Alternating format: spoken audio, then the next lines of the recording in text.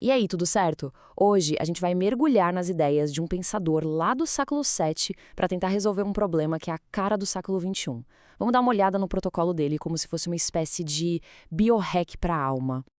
Ok, vamos começar por aqui. Sabe aquela sensação de conflito interno? De uma vontade que está dividida? Essa é uma experiência que, hoje em dia, quase todo mundo conhece. É aquela batalha constante entre o que a gente sabe que é o certo e aqueles desejos que parecem ter vida própria, né?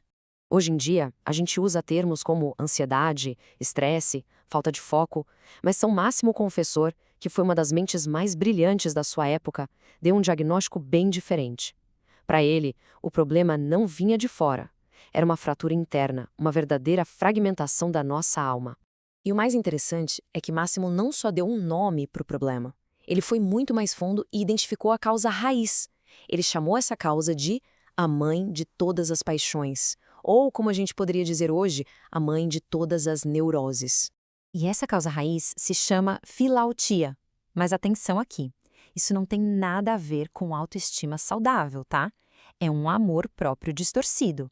É um apego quase viciante ao nosso próprio conforto, ao bem-estar e aos prazeres dos sentidos, colocando isso acima de todo o resto. Agora, o que é realmente poderoso nessa ideia é a promessa que está por trás.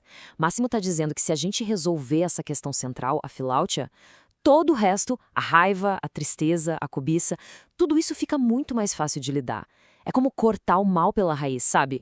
O resultado da filáutia é exatamente essa fragmentação. A nossa energia, que deveria ser única e bem direcionada, acaba sendo dividida, sequestrada por dezenas de desejos menores que muitas vezes brigam entre si. Uma parte da gente quer ser saudável, mas a outra quer o prazer imediato daquele doce. Uma parte quer focar no trabalho, mas a outra quer a distração da rede social. A gente não é mais um só, a gente vira um monte. Para entender como consertar essa bagunça, a gente precisa primeiro entender o mapa da mente que São Máximo nos deixou. Vamos dar uma olhada nos componentes internos da alma. Basicamente, ele dividiu a alma em três potências principais. O nós, ou intelecto, é a nossa bússola, a nossa capacidade de enxergar as coisas com clareza. O thymos, ou ímpeto, é o nosso motor, sabe? A energia para agir, a força. E a epitimia, o desejo, é o combustível, é aquilo que nos move em direção ao que a gente ama. Então, a chave é a seguinte: numa mente saudável, essas três potências trabalham em harmonia. Mas quando a filatia está no comando, elas entram em guerra.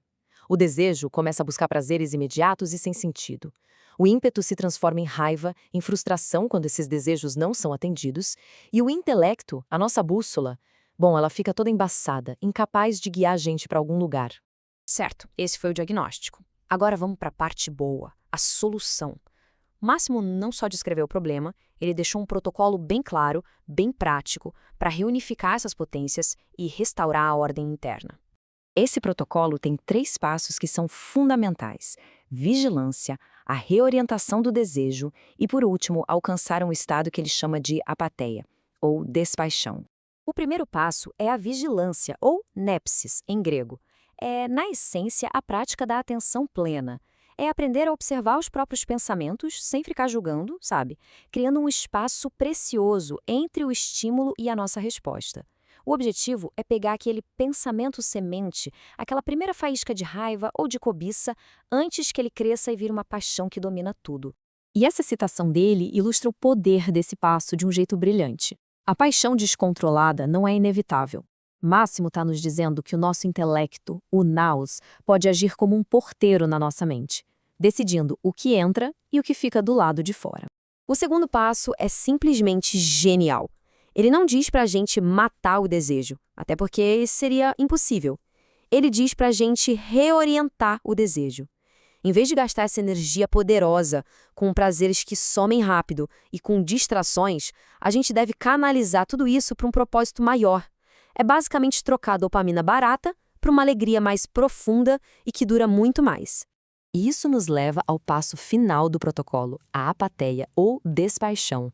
A definição da fonte é perfeita, uma condição pacífica da alma.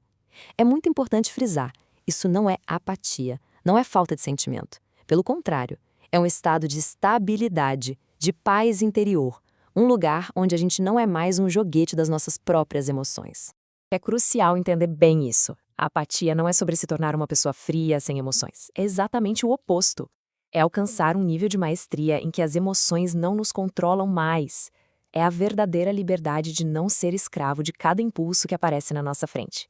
Mas o protocolo não acaba na paz interior. Esse estado de paz é só o pré-requisito para o objetivo final, que é a síntese de todo o nosso ser em algo ainda maior. Unificar as potências da alma, o intelecto, o ímpeto e o desejo, não é o fim da linha.